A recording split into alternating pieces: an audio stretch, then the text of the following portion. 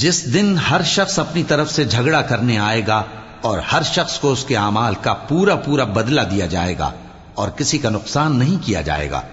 اور اللہ ایک بستی کی مثال بیان فرماتا ہے جو کہ ہر طرح امن چین سے تھی، ہر طرف سے اس کا رزق با فراغت چلا آتا تھا، مگر ان لوگوں نے اللہ کی نعمتوں کی ناشکری کی تو اللہ نے ان کے اعمال کے سبب ان کو بھوک اور خوف کا لباس پہنا کر ناشکری کا مزہ چکھا دیا۔ اور ان کے پاس انہی میں سے ایک پیغمبر آیا تو انہوں نے اس کو جھٹلایا، سو ان کو عذاب نے آ پکڑا اور وہ ظالم تھے۔ پس اللہ نے جو تم کو حلال طیب رزق دیا ہے اسے کھاؤ اور اللہ کی نعمتوں کا شکر بھی کرو اگر اسی کی عبادت کرتے ہو۔ اس نے تم پر مردار اور لہو اور سور کا گوشت حرام کر دیا ہے، اور جس چیز پر اللہ کے سوا کسی اور کا نام پکارا جائے اس کو بھی۔ ہاں اگر کوئی ناچار ہو جائے تو بشرطے کہ گناہ کرنے والا نہ ہو اور نہ حد سے نکلنے والا، تو اللہ بخشنے والا ہے، مہربان ہے۔ اور یوں ہی جھوٹ جو تمہاری زبان پر آ جائے مت کہہ دیا کرو کہ یہ حلال ہے اور یہ حرام ہے، تاکہ اللہ پر جھوٹ باندھنے لگو۔ جو لوگ اللہ پر جھوٹ باندھتے ہیں ان کا بھلا نہیں ہوگا۔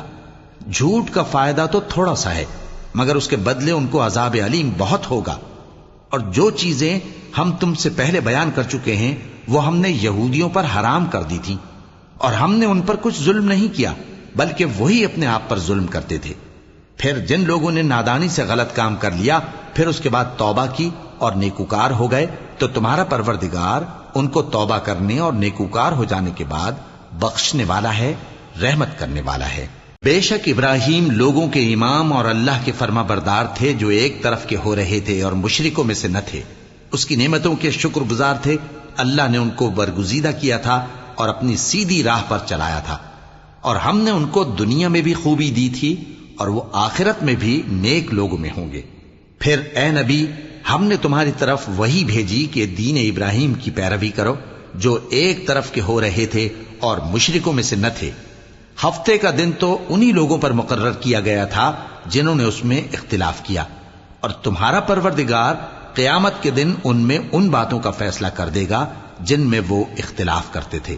اے پیغمبر لوگوں کو حکمت اور نیک نصیحت سے اپنے پروردگار کے رستے کی طرف بلاؤ اور بہت اچھے طریق سے ان سے مناظرہ کرو۔ جو اس کے رستے سے بھٹک گیا تمہارا پروردگار اسے بھی خوب جانتا ہے، اور جو رستے پر چلنے والے ہیں ان سے بھی خوب واقف ہے۔